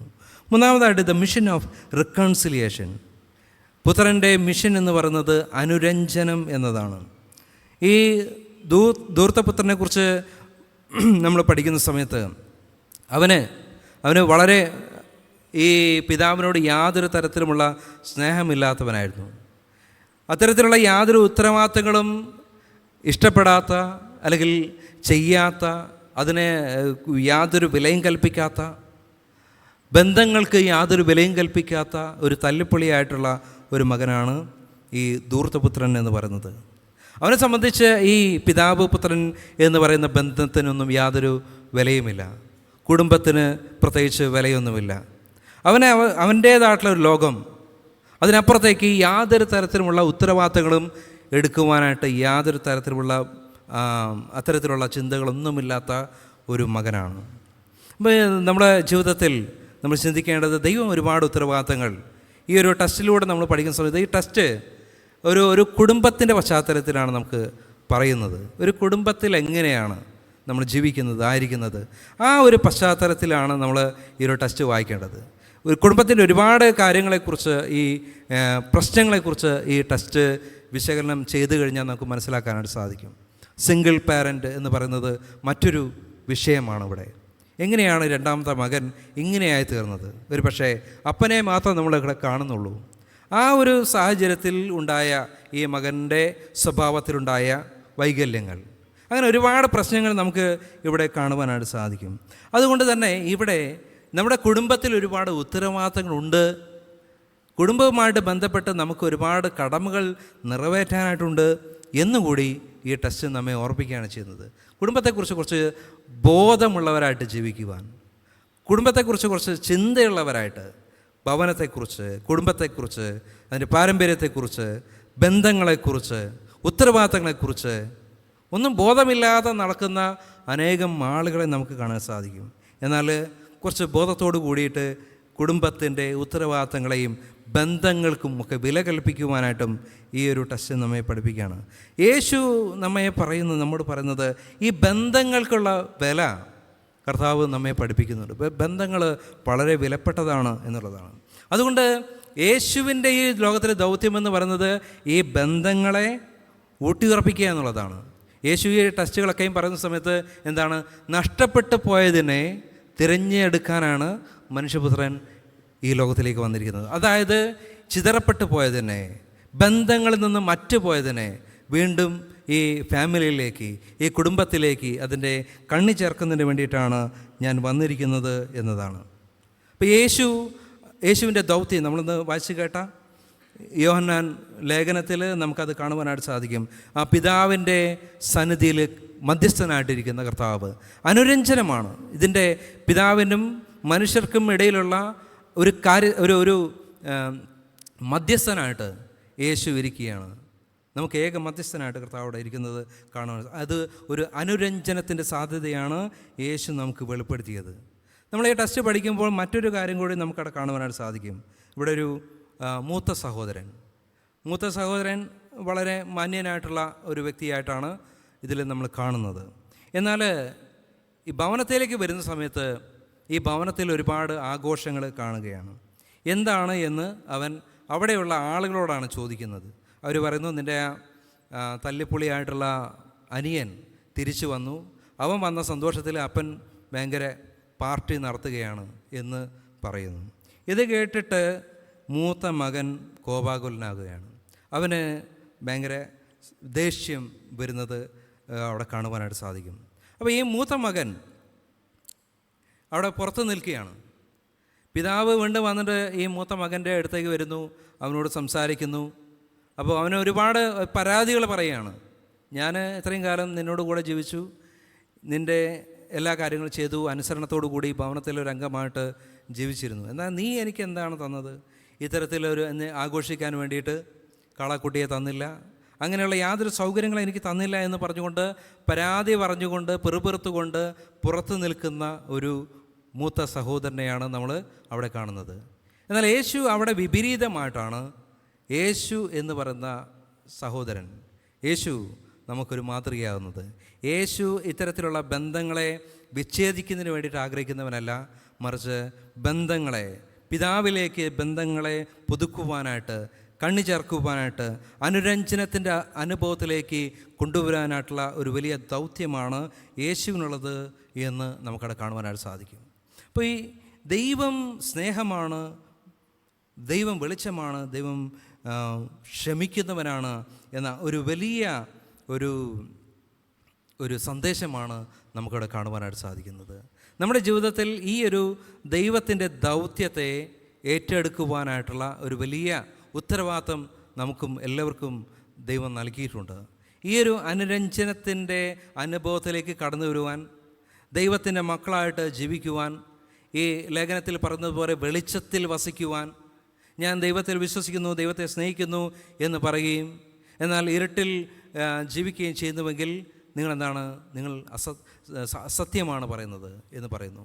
അപ്പോൾ വെളിച്ചത്തിൽ നടക്കുവാനായിട്ടുള്ള ഒരു വലിയ ആഹ്വാനം ദൈവം നമുക്ക് നൽകുന്നുണ്ട്. മാത്രമല്ല, വെളിച്ചമായിട്ട് മാറുവാൻ, മറ്റുള്ളവർക്ക് ഈ സ്നേഹത്തിൻ്റെ, ഈ ക്ഷമയുടെ, ഈ ദൈവത്തിൻ്റെ കൃപയുടെ ഒക്കെയും സുവിശേഷം മറ്റുള്ളവർക്ക് നൽകുന്ന ഈ അനുരഞ്ജനത്തിൻ്റെ, ഒന്നായിത്തീരലിൻ്റെ ഒക്കെയുമുള്ള ഒരു സമാധാനത്തിൻ്റെയും ശാന്തിയുടെയും വീണ്ടെടുപ്പിൻ്റെയും ഒക്കെ സന്ദേശത്തെ മറ്റുള്ളവർക്ക് നൽകുവാനായിട്ട് ഉള്ള ഒരു വലിയ ഉത്തരവാദിത്വം ദൈവം നമുക്ക് നൽകിയിരിക്കുകയാണ്. ഇവിടെ നമ്മൾ ഈ കഥ അവസാനിക്കുന്ന സമയത്ത് ഈ ഒരു ഉപമ പറഞ്ഞ് അവസാനിക്കുന്നത് ഈ മൂത്ത മകനോടുള്ള സംഭാഷണത്തോട് കൂടിയിട്ടാണ്. മൂത്ത മകനെ അനുരഞ്ജിപ്പിക്കാനായിട്ട് പുറത്ത് വന്ന് നിൽക്കുന്ന അപ്പൻ മൂത്ത മകനോട് പറയുകയാണ്, അവനെ അനുനയിപ്പിക്കുകയാണ്, അവനെ ഭവനത്തിലേക്ക് കൊണ്ടുവരാനായിട്ട് ശ്രമിക്കുന്ന പുറത്ത് നിൽക്കുന്ന അപ്പൻ. അങ്ങനെയാണ് നമ്മൾ ഈ ഒരു ഉപമ അവസാനിക്കുന്നത്. ഇപ്പോഴും അപ്പൻ നിൽക്കുന്നത് എവിടെയാണ്? പുറത്താണ്. ഇത്രയും കാലം അപ്പൻ നിന്നിരുന്നതും എന്തായിരുന്നു? പുറത്തായിരുന്നു. ഈ ഇളയ മകൻ, ഈ മുടിയനായ പുത്രൻ എപ്പോഴാണ് മടങ്ങി വരുന്നത് എന്ന് നോക്കിക്കൊണ്ട് പുറത്തു നിന്ന അപ്പൻ വീണ്ടും അപ്പൻ ഇപ്പോഴും പുറത്ത് നിൽക്കുകയാണ്. എന്തിനു വേണ്ടി? ഈ മൂത്ത മകനെ അനുനയിപ്പിച്ച് കൊണ്ടുവരുന്നതിന് വേണ്ടിയിട്ട്. ഈ പിതാവിൻ്റെ അപ്പൻ്റെ സ്ഥാനം ഇപ്പോഴും പുറത്താണെന്നുള്ളതാണ്. ദൈവത്തിൻ്റെ ആഴമായിട്ടുള്ള സ്നേഹത്തെയാണ് ഈ ഒരു ഉപമ നമ്മെ പഠിപ്പിക്കുന്നത്. നമ്മുടെ തിരിച്ചുവരവിന് വേണ്ടി, നമ്മുടെ മടങ്ങി വരവിന് വേണ്ടി, നമ്മുടെ യഥാസ്ഥാനപ്പെടലിന് വേണ്ടി ദൈവം ആഗ്രഹിക്കുന്നു. അതിനുവേണ്ടി ദൈവം ഇപ്പോഴും കാത്തു നിൽക്കുന്നു എന്നതാണ് ഈ ഒരു ടെസ്റ്റ് നമ്മെ പഠിപ്പിക്കുന്നത്. അതുകൊണ്ട് നമ്മുടെ ജീവിതത്തിൽ ഈ ദൈവത്തിൻ്റെ സ്നേഹത്തെ തിരിച്ചറിയുവാൻ, ഈ ദൈവത്തിൻ്റെ സ്നേഹം എന്ന് പറയുന്നത്, ഈ ദൈവത്തിൻ്റെ കൃപ എന്ന് പറയുന്നത്, അത് നമ്മുടെ വലിയ കൊടിയ പാപത്തേക്കാൾ വലുതാണ്. നമ്മുടെ പാപത്തെ മറയ്ക്കുവാനായിട്ട്, ക്ഷമിക്കുവാനായിട്ട് കഴിയുന്നതാണ് ദൈവത്തിൻ്റെ കൃപ. അതുകൊണ്ട് ആ ദൈവത്തിൽ ആശ്രയിച്ചുകൊണ്ട് ജീവിപ്പാൻ ദൈവത്തിൻ്റെ പരിശുദ്ധാത്മാവ് നമ്മെ സഹായിക്കുമാറാട്ടെ. പ്രാർത്ഥിക്കാം. കരുണയും സ്നേഹവും നിറഞ്ഞ സ്വർഗീയ പിതാവേ, കർത്താവേ, അങ്ങ് ആഴമായിട്ട് ഞങ്ങളെ സ്നേഹിക്കുന്നു എന്ന് അങ്ങയുടെ വചനത്തിലൂടെ ഞങ്ങളെ പഠിപ്പിച്ചുവല്ലോ. അങ്ങയുടെ ആഴമായിട്ടുള്ള സ്നേഹത്തെ തിരിച്ചറിയാതെ ഞങ്ങളുടേതായിട്ടുള്ള വഴികളിലും ഞങ്ങളുടേതായിട്ടുള്ള സ്വാർത്ഥ ചിന്തകളിലും തീരുമാനങ്ങളിലും ഒക്കെ ജീവിച്ചു പോയ ഞങ്ങളുടെ എല്ലാ തെറ്റുകളെയും സമയത്ത് ഓർക്കുന്നു. കർത്താവെ, അങ്ങയിലേക്ക് മടങ്ങി വരുവാൻ, വെളിച്ചത്തിൻ്റെ മക്കളായിട്ട് തീരുവാൻ ഞങ്ങളെ അവിടുന്ന് സഹായിക്കണമേ. അതിനായിട്ട് അങ്ങയുടെ പരിശുദ്ധാത്മാ ഞങ്ങളെ ശക്തീകരിക്കണമേ. പ്രാർത്ഥന കേൾക്കുന്നതിനായി സ്തോത്രം. യേശു ക്രിസ്തുവിൻ്റെ ധന്യമുള്ള നാമത്തിൽ തന്നെ ആമേൻ.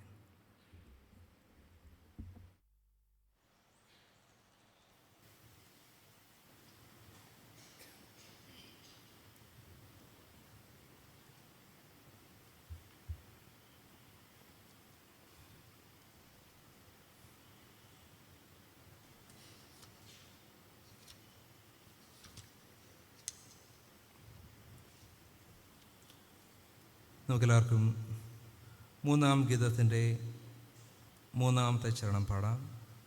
പിതാകുമാരനും ആത്മാവുമായവന് എന്നിരിക്കുക.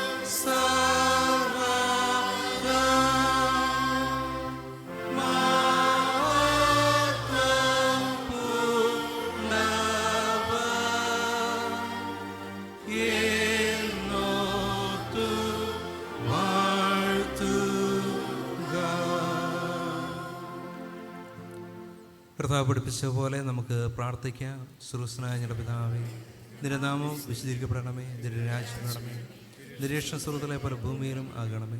ഞങ്ങൾക്ക് ആവശ്യമുള്ള ആഹാരത്തെ തരണമേ. ഞങ്ങളെ പരീക്ഷപ്പെടുത്താതെ ദുഷ്ടങ്ങൾ വിടുവിക്കണമേ. രാജ്യവും ശക്തിയും മഹത്വവും എന്നേക്കും നിനക്കുള്ളതല്ലോ. ആമേൻ.